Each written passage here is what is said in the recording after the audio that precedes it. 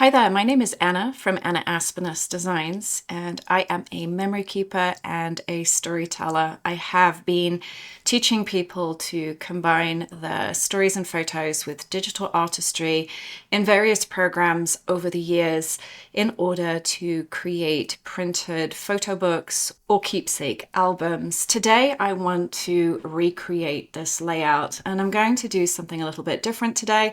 I'm going to be working in Affinity Photo. This is a free program. It's the only program that I'm aware of that is actually one that I would recommend for digital scrapbooking or digital memory keeping.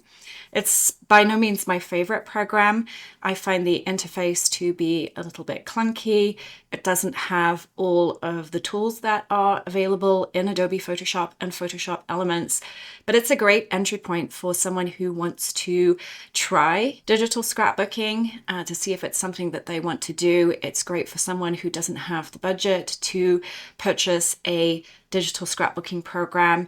And it might just be that you are just not interested in the subscription model.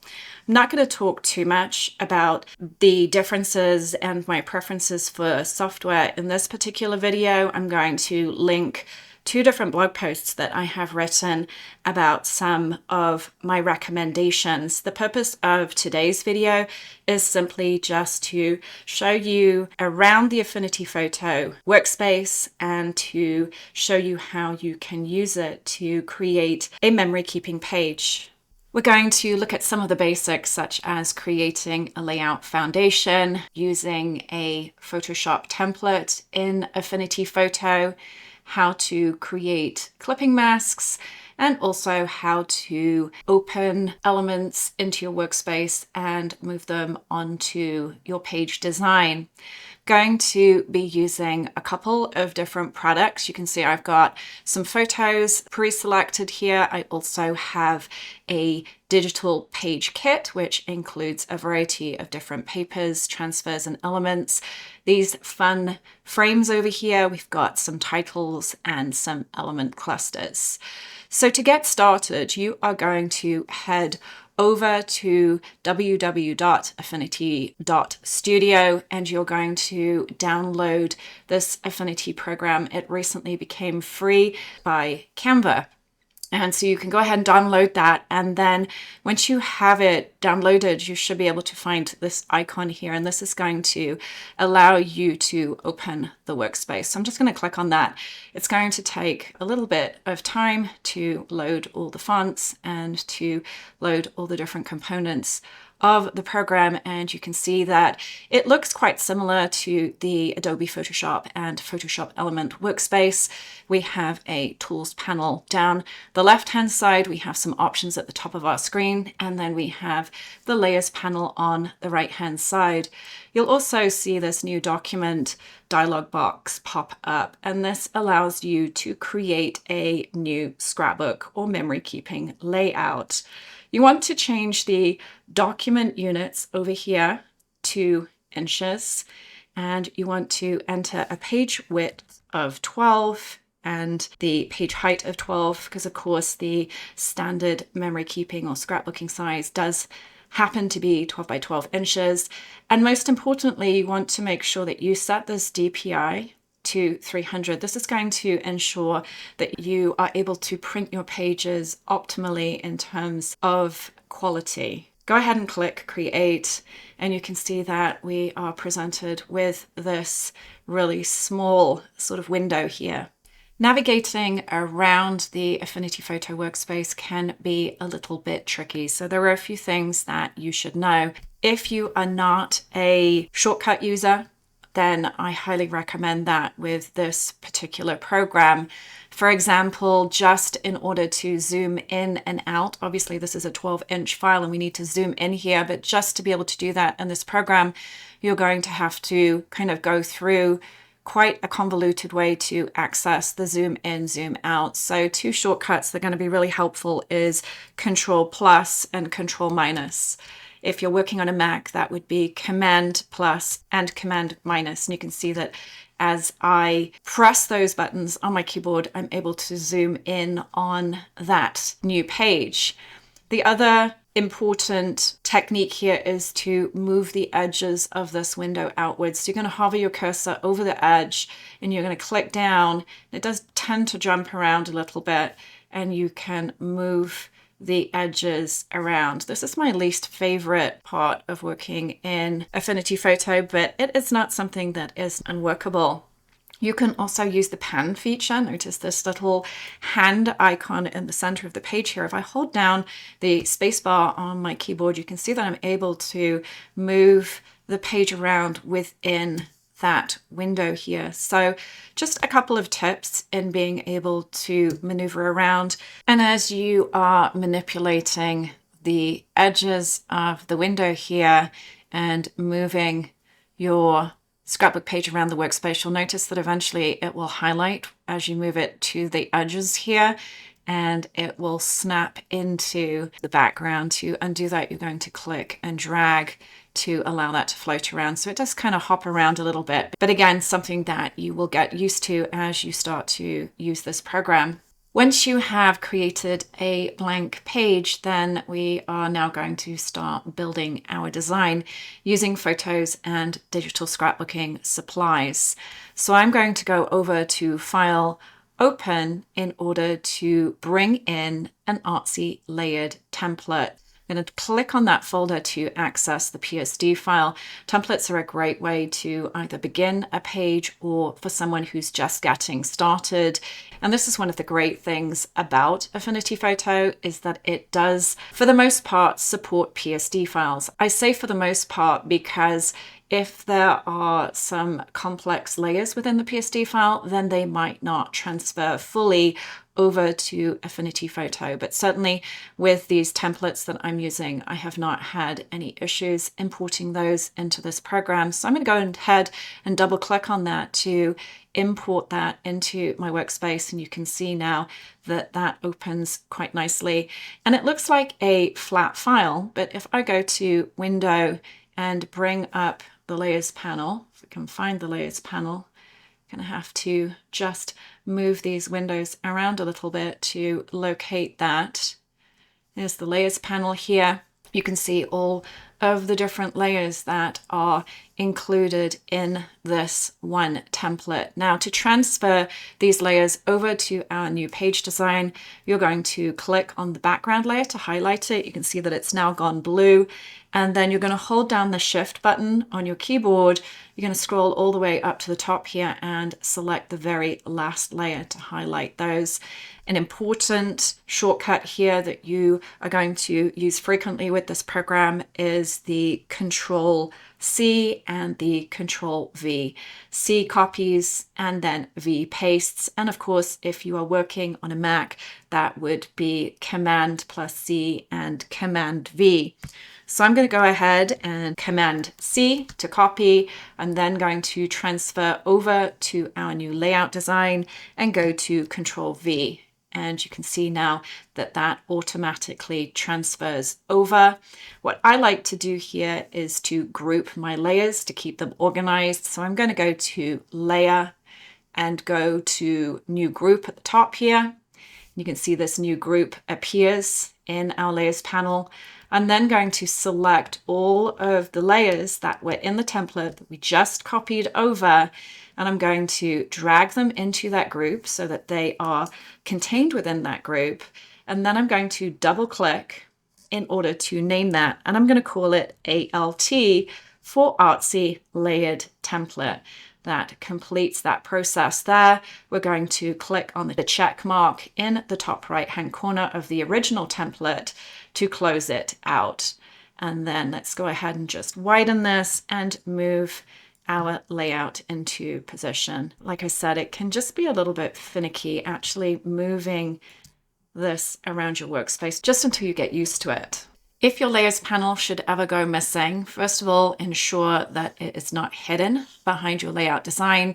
If it is still missing from your workspace, then go up to Window and just ensure that this layers option is checked. If I uncheck that, you can see that disappears. If I recheck, then it reappears. We're going to repeat the use of that same copy and paste function in order to introduce more digital supplies into our page design. I'm going to go back up to File and Open, and then this time we're going to navigate to our Word Art clusters, double click to open, and you can see that we have a preview. These elements are included in single PNG files, so you can just drag and drop those onto your page. But I like to use the PSD file, so I want to use number 2. So I'm going to go over to the number 2 folder, double click to open that, and then you can see the individual layers, which you can reassemble in the order you prefer. Or because we're using Affinity Photo, we have access to this fabulous PSD file. So I'm going to go ahead and double click to open that. We want to just move the window aside so that we can locate the layers panel. Click on the first layer to highlight, hold down the Shift button, click on the last layer, and then go to Control C or Command C, move over to our layout design, go to Control or Command V, and then you can close out the original. And this time I'm going to click on the group layers icon at the bottom of the layers panel. This is a quick way to group all of those layers. We'll double click on this and we'll call it the title. Go ahead and click kind of closer to the thumbnail. If you click over on this side, you do run the risk of clicking this toggle lock. If for some reason you happen to click on that, just go ahead and click it again to remove it. And then with the Move tool selected from the Tools panel, you want to make sure this Auto Select option here is unchecked. That means that when you click on an area of your canvas, it's not going to click a random area of your canvas that corresponds to the layer in the Layers panel. It means that you just can click the layer and it's going to move whatever layer you have selected, which is the title group layer in the Layers panel. So it's just easier to be able to move your elements around your canvas. So you can see I just click and drag and I'm able to move that around like that. Let's repeat again by going to File, Open. This time I'm going to navigate to these framed masks. I want to use the metal tin frame, so I'm going to click on that. You can see all the individual layers. This time I'm going to select that. You can double click it or you can also click open, another way to open these files. You can see that this has cropped up. Now, earlier I mentioned that some PSD files weren't open properly, and the reason that this one has come up with a warning here is because some of the effects that have been applied in Photoshop are not available in Affinity Photo. This doesn't affect how you're going to be able to use this file in your layout designs. So again, we are going to go into that layers panel, highlight one of the layers, go and select the top layer, go to Control or Command C, close this out, and then go Control V. And once again, we're going to click on the group layer icon. We are going to click over the name of the group so that we can add frame, and then just click kind of close there just so that that name takes. And then with that Move tool selected, we can click and drag that frame over there into position. And let's do this just one more time by going up to File, Open. This time I'm going to navigate to some embellishment clusters. These are our multimedia magic sprinkles files. You can see the same sort of setup here. We have some single layer PNG files with a transparent background, and then the coordinating folders with the PSD and the individual PNG files. I'm going to select the single PNG file just so that you can see the difference between the two. It's not something I typically reach for. I tend to exclusively use the PSD files because I can manipulate those elements individually. But like I said, just for the case of demonstration, let's go ahead and choose this one, click OK, and then let's Control or Command V. You can minimize that, ensure that you have this layer selected so that we're pasting it onto the correct page, and then go to Control or Command V. And now you can see that I'm able to move that around. So it's a little easier to perhaps work with because you're able to just work with one layer, but I don't quite like the same drop shadow effects. You can see that they're much lighter. If I go back and go to File, Open, and then we go and we select that PSD file, then this time with our layers panel, you can see all of those layers, a lot more layers there. Let's go ahead and select the layer, hold down the Shift button, select the last layer, go to Control or Command C, select our layout here, go to Control or Command V, and I just want to group those layers, and let's call this MMPSD. We can call this one just MM. And so you can see the difference between the two here, that the group layer has a better drop shadow, I think. And then also too, you can open this up and you can move elements around independently and change the position of those different pieces. So the difference between the two really is just individual and highly personal. I'm going to go ahead and just switch off the visibility of that single layer, and then I actually want to reposition this layer up here, and we can go back in there and reposition. Now if you want to select individual layers in Affinity Photo, you're just going to use the Control or Command key instead of the Shift key, and that allows you to target the selection of individual layers. And we can bring this down here. If we want to, we can also reorder these groups. So I would really like to see the words a little bit better. So I'm going to click and drag that Word art file and drag it up to the top here so that it's actually sitting on top of our elements. We can also go into our group here, and if I want to make an element smaller, I can select the owl with the drop shadow here, and I can make that. Now notice it's kind of being squished here. It's going to be really important. Let's go ahead and undo, edit, undo, transform to get that back. You want to hold down the Shift key when you are resizing elements. And then if you hover your cursor over the corner of the element, then you can also rotate that element as well if you want to have it slightly on an angle. And so that's how you can modify those elements individually. Okay, so let's go ahead and close this out. The next step here is to add in some of our photos. So we kind of have our layout design set up here, pretty happy with the way it looks, but how do we clip photos so that they conform to the shape of the masks in our frames? So let's go and start with this tin frame layer here. You've got a couple of different options. You can see where the dark dots are, the dark gray dots, those are the elements that are currently visible. If I click on those, they go to a light gray and they basically remove the visibility from that element. So we can turn off the shadow layer.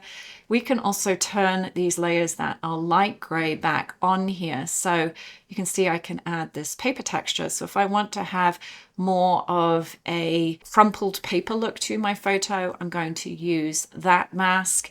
If I want more of a distressed look to my photo, which is what I'm going to do, I want to have this distressed mask. I'm going to select the mask to which I want to apply the photo. And then another way to bring elements into your workspace is to simply drag them from where they are located or saved in your system. So I'm going to hold down that left mouse button, drag, and bring this photo into our workspace. And I've dropped it directly onto our canvas. And we can do this with any element that has a single layer. So you just can't do this with those multi-layer PSD files. I personally like to resize my photos before I clip them to the frame masks. And it's interesting to note here that when you pull in the corners of a photo, you do not have to hold down that Shift key to constrain proportions. It seems to be something that's fairly standard in Affinity Photo. So I'm bringing in the edges here, and ultimately you want to make sure that the photo extends beyond the gray areas of the mask layer. So it doesn't have to be completely exact, but just something close. So once you have that in place, then you're then going to hold down that left mouse button and drag that photo into the name label area of that mask. You don't want to drag it actually over the thumbnail because it's going to disappear.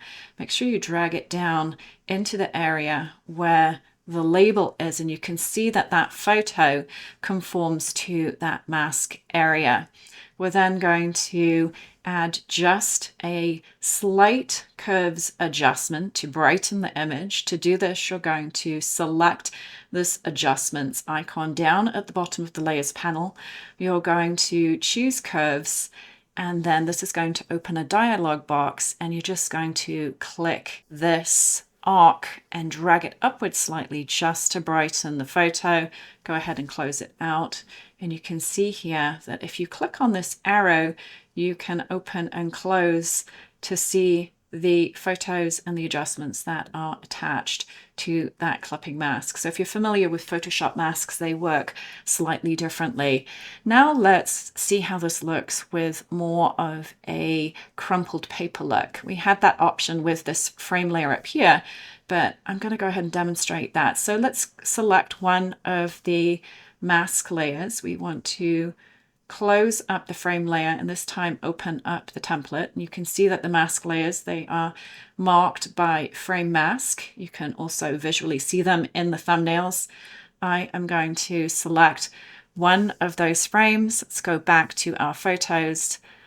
Click, hold down that left mouse button, drag, drop that photo onto our canvas, move it, resize it, drag it over so that it fits within the area of the mask. You can hover over that corner point to reveal that arced double-ended arrow if you want to slightly rotate that photo. And then we are going to click, drag that down into the layer name area and then back down to adjustments. And this time I want to apply a black and white adjustment layer, and you can see that up at the top here. Click on that. It's going to make our photo black and white. And if you also want to lighten that, you can go down and you can also add a curves adjustment layer, and that's going to slightly lighten that photo. Let's move now to our next layer. Now, if you wanted to select a layer actually by clicking on your layout instead of using the layers panel, you're going to select the move tool from the tools panel and you're going to intentionally select that auto select box.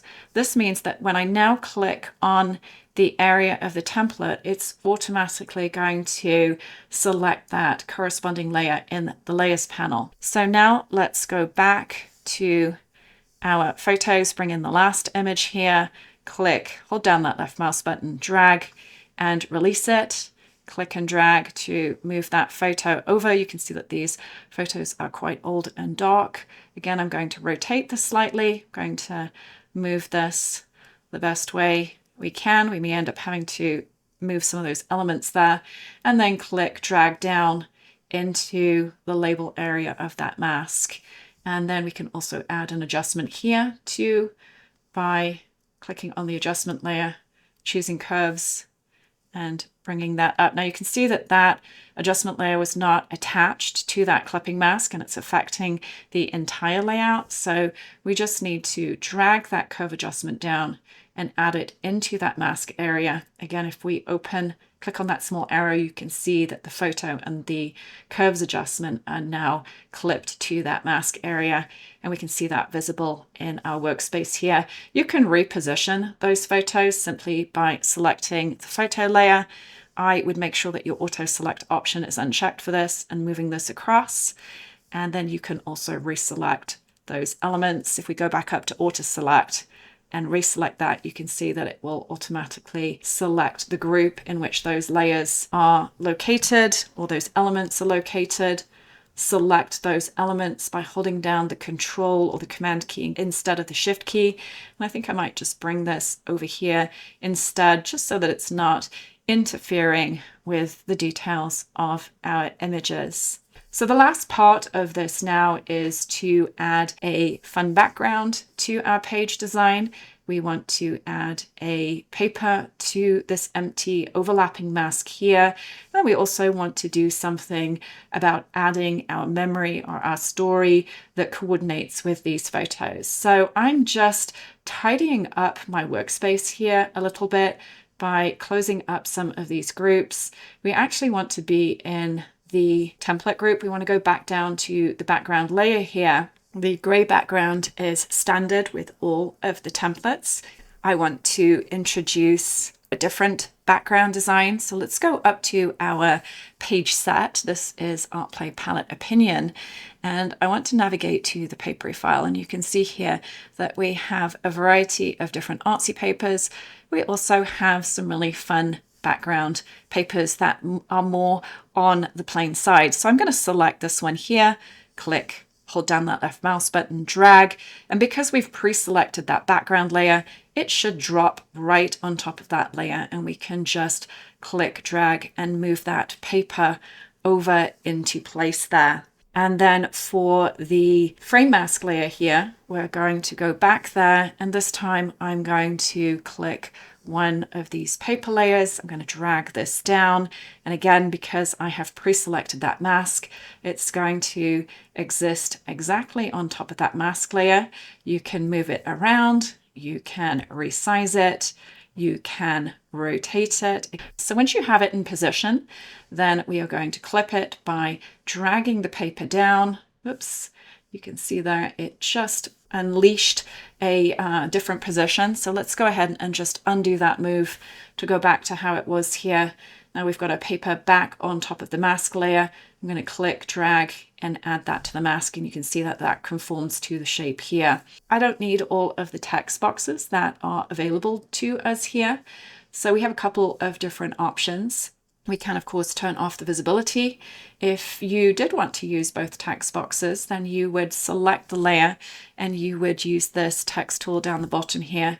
And this allows you to, actually, first of all, you're going to want to use the move tool, and we want to move the text box around. You can also change the orientation of the text box with that move tool. If you want to change the text within that text box, then you're going to select this frame text box tool, and then you're going to select all of the current text in that panel, and then you're just going to type, or you can copy any text that you have prepared into that box, and that's going to give a nice carriage return and contain the story that coordinates with your photos. So really just a great way. You don't actually have to switch to the move tool. You can use that frame text tool in order to change the area of that box there. Let's see if this works. So yeah, you do have a bit more flexibility by using that move tool and that text tool as well. So I haven't played too much with the text tool in Affinity Photo. So in this case, I'm just going to turn this off. And instead of having a text tool in that place, I am going to go back to my supplies here. I'm going to go over to the second folder of our page set, and I'm just going to bring in one of these overlays. These are fun pieces that come with the page sets that you can just drag and drop onto your page design, and I really like this one here. So if I drag it into our layout, however, you'll be able to see it. You can see that that just drops directly onto our layout here, and again we can rotate it, we can resize it, drag it down,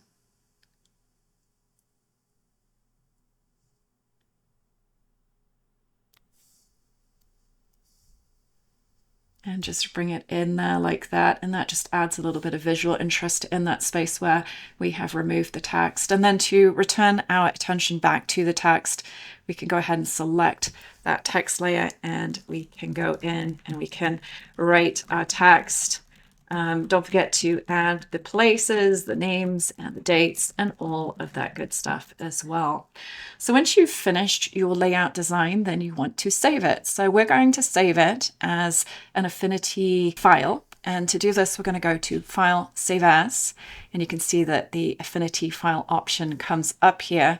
I am going to go into the opinion here. You can see that this is the file that I previously made for this class. I'm going to call this one Test, and go ahead and click Save. And then if you want to save it as a JPEG so that you can upload it to a printer for printing, you can print it as a single print to put in page protectors that would go into a scrapbook album. You can also print your pages as collections in photo book projects. You can also print your pages at home if you have a large format printer. The beauty of digital also is that you can resize your pages as well. I'm going to go ahead and save this. We can go to Export, and You could go up here, and all of these settings are just fine here. Go ahead and just click export, and then you can go ahead and press save. Now when we go back to our folder here and I scroll down the bottom here, you can see our test file. If I hover over it, you can see this is the Affinity photo file. When you reopen this file, you'll have all of the layers available to you in case you want to change something. You might want to switch out one of the photos, or maybe you want to change some of the elements. And then of course you have your JPEG file, which you can use for printing. So I hope you've enjoyed this little introduction to Affinity Photo. Like I said, it's not the program I necessarily recommend. I would hands down recommend either Photoshop Elements or Photoshop, purely because there are more tools and more things available. But of course, with that comes either a purchase cost or a subscription cost. Even though the subscription for Photoshop is really only $20 a month, which is less than 2 visits to your local coffee shop, it just might not be something that you're ready to do. So this is a great program. It's really robust. It just doesn't necessarily have all of the features that a scrapbooker would want. If you have any questions about this, please leave them beneath this video below. I'd be more than happy to answer those for you. And if you've got any suggestions for any future videos, let me know as well. Really appreciate if you would like this video, and just leave a comment. That would be highly appreciated. Thanks, and I'll see you next time. Take care.